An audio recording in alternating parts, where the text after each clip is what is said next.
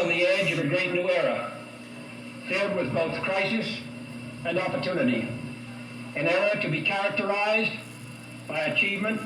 This is the speech he gave to Brooks Air Force Base the day before he was killed in 1963. And for the best efforts of all those who would test the unknown and the uncertain in every phase of human endeavor. It is a time for pathfinders and pioneers.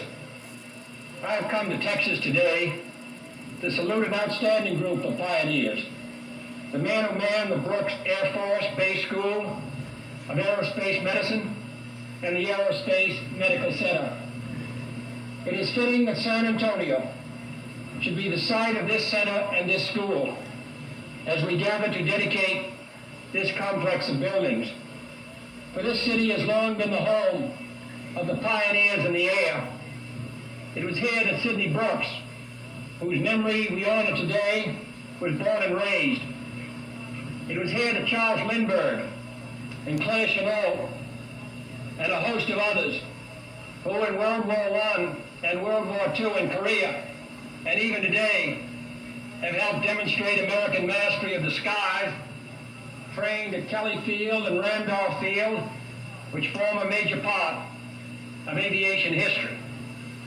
And in the new frontier of outer space, while headlines may be made by others in other places, history is being made every day by the men and women of the Aerospace Medical Center, without whom there could be no history. Many Americans make the mistake of assuming that space research has no values here on Earth. Nothing could be further from the truth. Just as the wartime development of radar gave us the transistor and all that it made possible, so research in space medicine holds the promise of substantial benefit to those of us who are earthbound. For our effort in space is not, as some have suggested, a competitor for the natural resources that we need to develop the Earth. It is a working partner and a co-producer of these resources. And nothing makes this clearer than the fact that medicine in space is going to make our lives healthier and happier here on Earth. I give you 3 examples. First, medical space research may open up new understanding of man's relation to his environment. Examination of the astronaut's physical and mental and emotional reactions can teach us more about the differences between normal and abnormal, about the causes and effects of disorientation in metabolism, which could result in extending the lifespan. When you study effects in our astronauts of exhaust gases, which can contaminate their environment, and seek ways to alter these gases so to reduce their toxicity, you're working in problems similar to those we face in our great urban centers, which themselves are being corrupted by gases and which must be cleared. And second, medical space research may revolutionize the technology and the techniques of modern medicine. Whatever new devices are created, for example, to monitor our astronauts, to measure their heart activity, their breathing, their brain waves, their eye motion at great distances and under difficult conditions, will also represent a major advance in general medical instrumentation. Heart patients may even be able to wear a light monitor, which will sound a warning if their activity exceeds certain limits. An instrument recently developed to record automatically the impact of acceleration upon an astronaut's eyes will also be of help to small children who are suffering miserably from eye defects but are unable to describe their impairment. And also by the use of instruments similar to those used in Project Mercury, this nation's private as well as public nursing services are being improved, enabling one nurse now to give more critically ill patients greater attention than they ever could in the past. And third, medical space research may lead to new safeguards against hazards common to many environments. Specifically, our astronauts will need fundamentally new devices to protect them from the ill effects of radiation. which can have a profound influence upon medicine and man's relations to our present environment. Here at this center, we have the laboratories, the talent, the resources to give new impetus to vital research in the life centers. I'm not suggesting that the entire space program is justified alone by what is done in medicine. The space program stands on its own as a contribution to national strength. And last Saturday at Cape Canaveral, I saw our new Saturn C-1 rocket booster, which with its payload, when it rises in December of this year, will be for the first time the largest booster in the world, carrying into space the largest payload that any country in the world has ever sent into space. That's what I consider.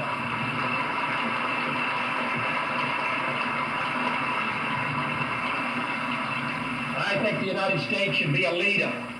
A country as rich and powerful as this, which bears so many burdens and responsibilities, which has so many opportunities, should be second to none. And in December, while I do not regard our mastery of space as anywhere near complete, while I recognize that there are still areas where we are behind, at least in one area, the size of the booster, this year I hope the United States will be ahead. And I'm for it.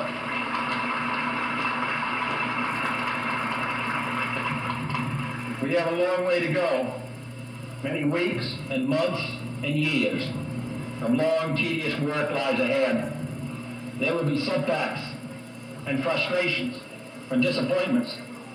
There will be, as there always are, pressures in this country to do less in this area as in so many others, and temptations to do something else that's perhaps easier. But this research here must go on.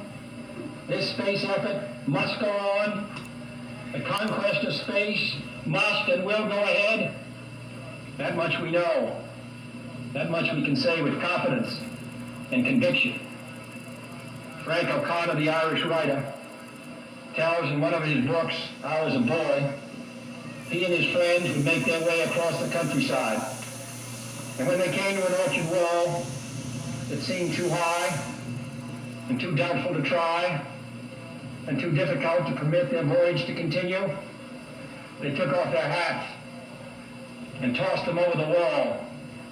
And then they had no choice but to follow them. Right.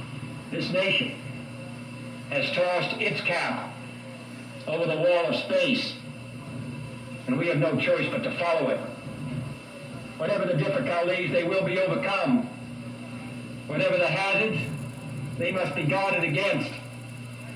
With the vital help of this aerospace medical center, with the help of all those who labor in the space endeavor, with the help and support of all Americans, we will climb this wall with safety and with speed, and we shall then explore the wonders on the other side. Thank you. Wow. It's a hefty speech. It's a good speech.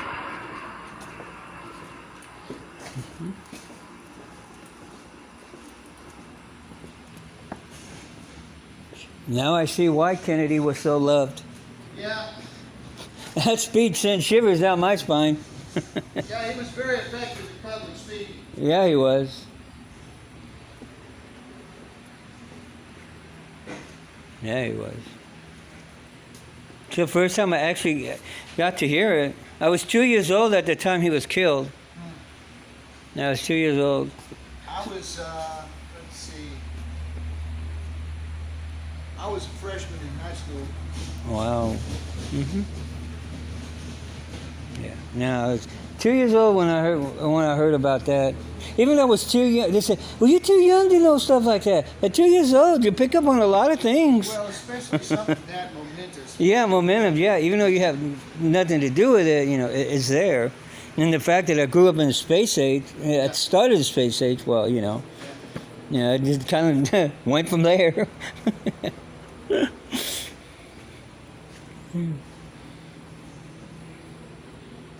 Yeah, I went from there.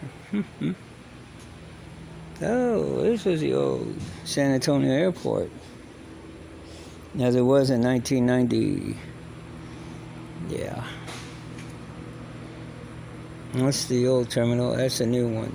Terminal 2, that's Terminal 1. I remember going in the Navy, I was going over to that terminal over there. Yeah.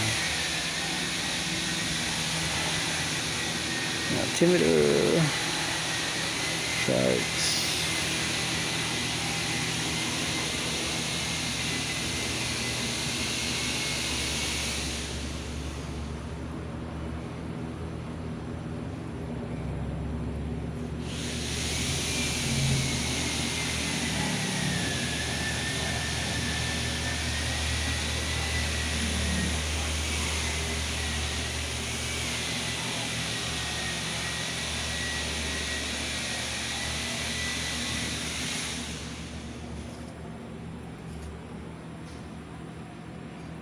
Well, how long did it take him to build this?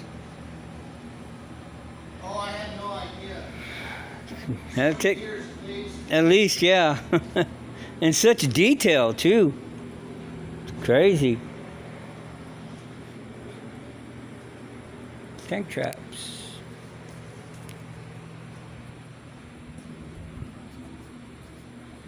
Wow.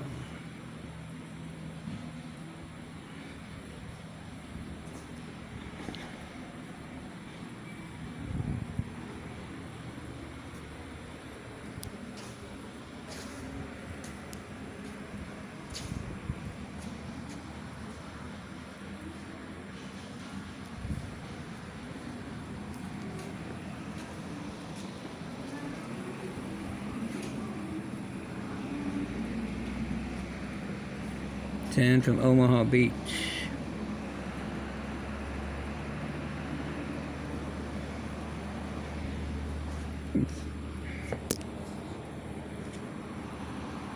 Omaha Beach. Kelly, back in the day. XC-99. Okay. Oh, Lackland Air Force Base in Port San Antonio. Formerly Kelly Air Force Base. Okay. And that's open to the public now.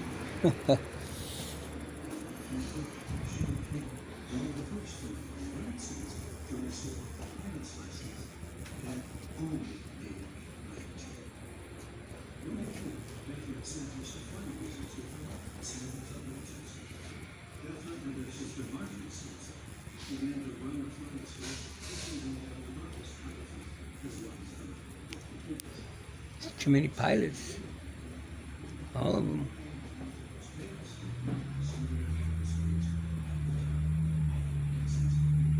Oh, Air Force, Army Air Force. Hardly no Navy, except for that at the bottom. Kennedy Smith, Lieutenant Oscar Bailey, Captain Morgan, Marine Corps. Ooh, a bunch of Navy guys too.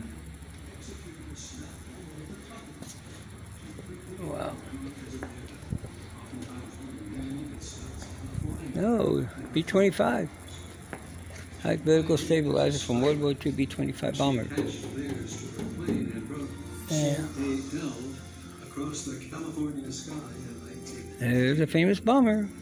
nicknamed the Flying Schoolgirl, she made a trip from San Diego to San Francisco and set new records for distance and duration of flight. She would go on to travel internationally. All radio. Aviation and her son flight.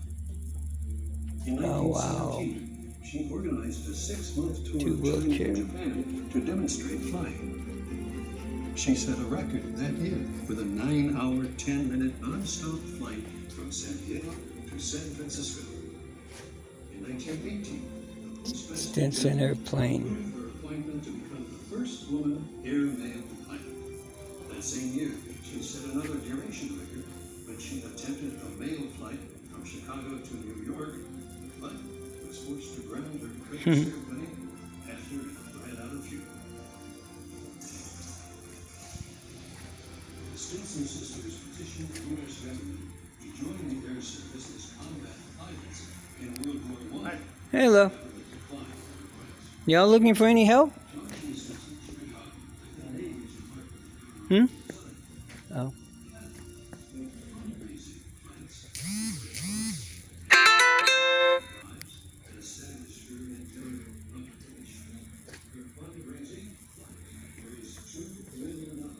All right.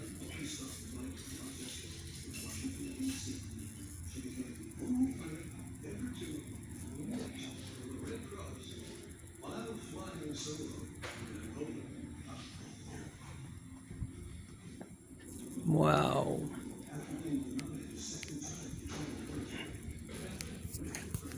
Yeah, wow. British airplane.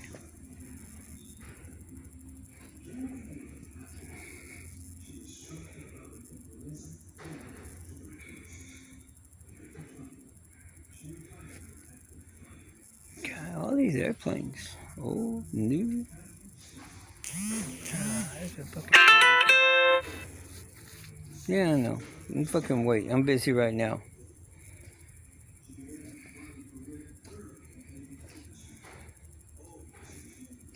British Blackburn. The British Blackburn monoplane. Pretty skimpy on the controls. Pretty simple.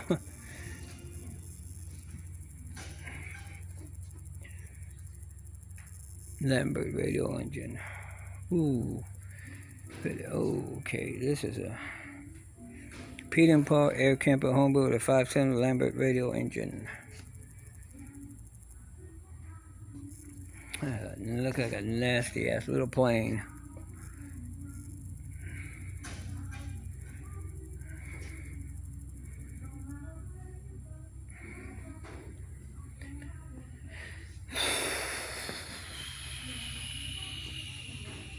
Albatross. A D7 Albatross.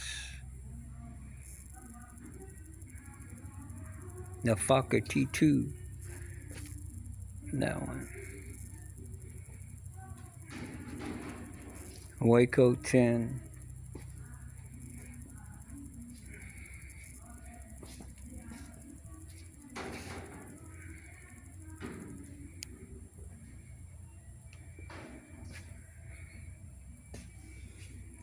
Piper. Hey, air balloon basket. Well, it's Jeeps.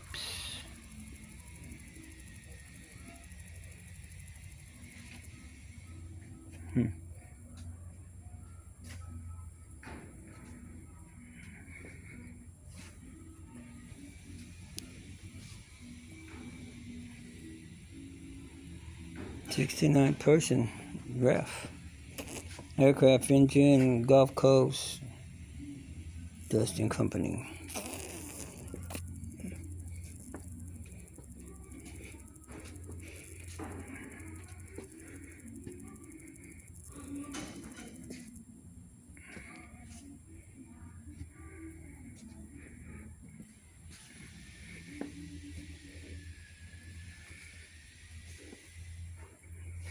German aerial camera.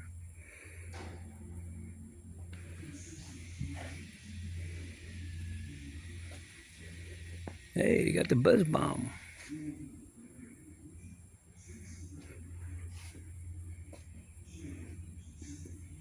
Piloted. It was going to be a piloted bomb.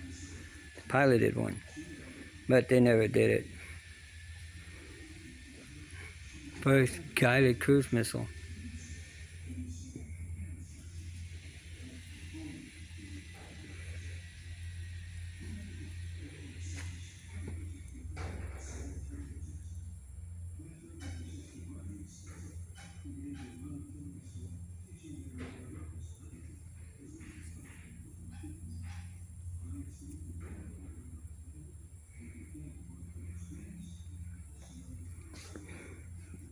Some colorful airplanes. Intakes for jet intake, phantom intake. Ooh. Giant airplane engines. Yeah. Pratt & Whitney J57. The most popular airplane there ever was. Engine ever be.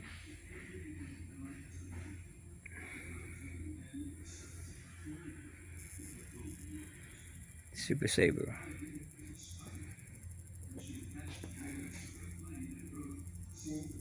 New ramjet engine. It's what the other one used. This must be the Allison J35 engine used in the Republic F-84 Thunderjets.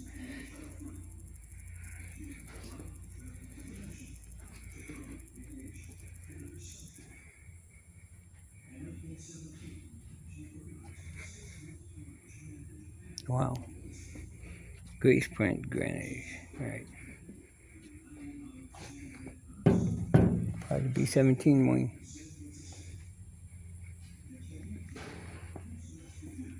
Wow. This is cool. This is so awesome. What kind of engine is this guy? Pratt & Whitney, Boeing Stratoliner, B-36, 97, XC-99, and C-119. Pratt & Whitney. Damn. Look how many engines that were built during that time. Continental.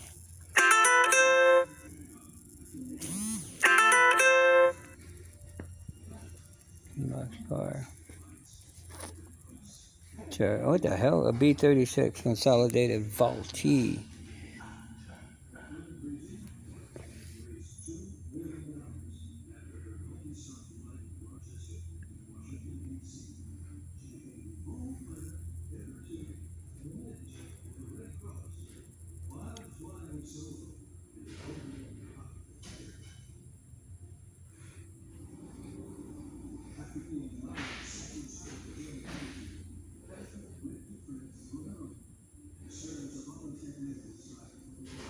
Oh, I've never seen. I think those come in and out the fuselage.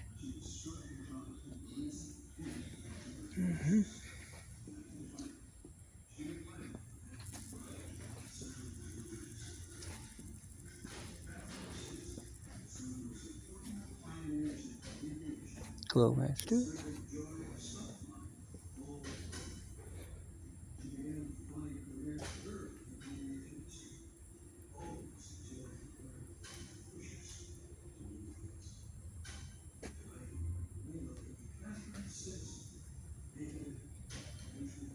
Those bullets that go through an engine block.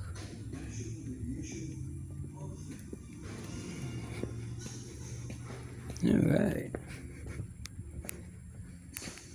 T-37 aircraft simulator. You know, nice jump seat.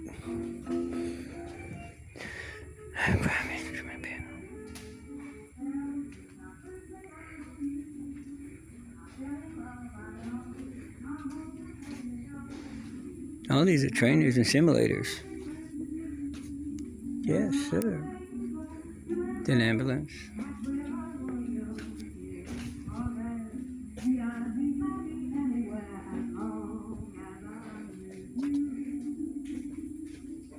Get them all black. All right.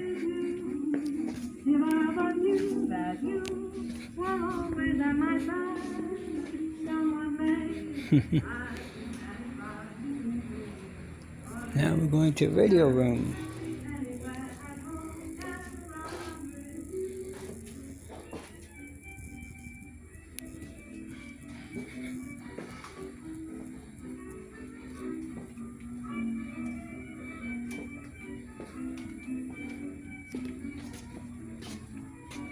All right, here we go, outside now.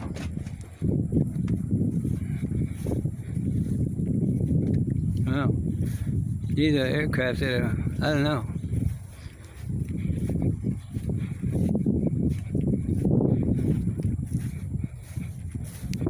Yeah.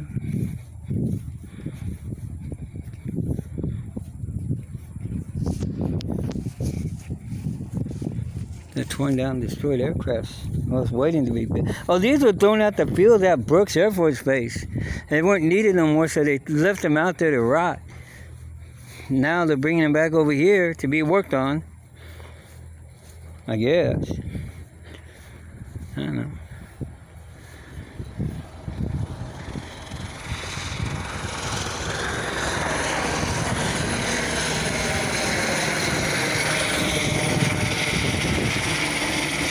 Sorry about the sun, but I'm trying to get a good, darkness in there. Whatever the hell this kind of airplane is.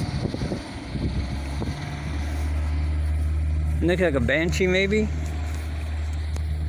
Maybe a Banshee? Could be a Banshee. I don't have to look up. Oh, no? Yeah, it might be a Banshee. Could be, I don't know. The Air Force. I don't know if the Air Force used Banshees or not, but anyway. I'm sorry you couldn't get good quality, but it was in the afternoon. There's a Phantom. One of the best aircrafts at the time during the Vietnam War, and possibly others. I wonder what it'd be like to look inside this motherfucker. And we got this little helicopter over here. I don't know what I said it had to be green in color. I have this model at home that I'm working on right now. I never thought I'd paint it orange. I guess I can paint it orange. It's a Korsky Seahorse helicopter.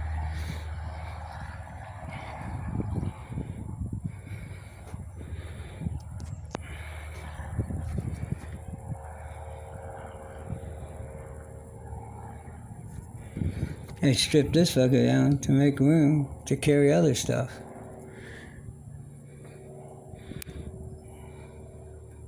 There's cockpit up there. They took the seats out. They gutted this thing. The engine went up there too also because there's a drive shaft housing for the engine right there. And drive shaft housing right there. It's a drive shaft housing. Yeah, and this is where the engine would be at. But it's not here. It's gone. Yeah. Yes, sir. They would also put photographic equipment, all sorts of good stuff in this front cockpit. Little Dia. Okay. I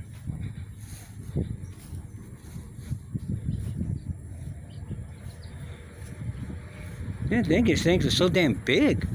Jeez. When you see them up close, yeah.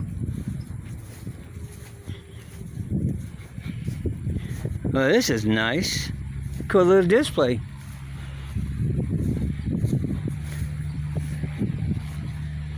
I hope y'all like this museum tour. Y'all need to come out here and check this place out a little bit. It's a nice little heritage museum. Could use a lot more people.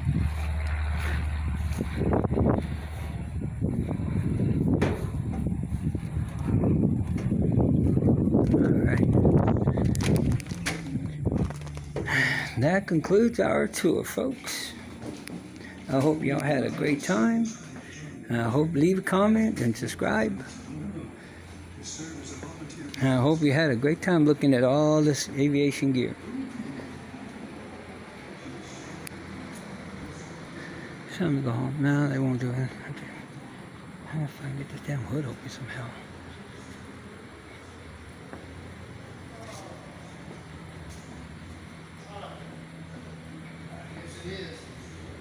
Right here, yeah. Yeah, when I checked the temperature just before I left the house, that was about 11:30. So it was already high 80s. I'm sure it's above 90 for now. Over 100 feet in there. Yep, that's what I heard. It's Texas summer. Like I told everybody, don't piss off Texas because she'll change the weather on you in no time. Yes, She will, guarantee. absolutely. Well, thank you very much for everything. It was a beautiful exhibit. Glad you liked it. Yes, I did.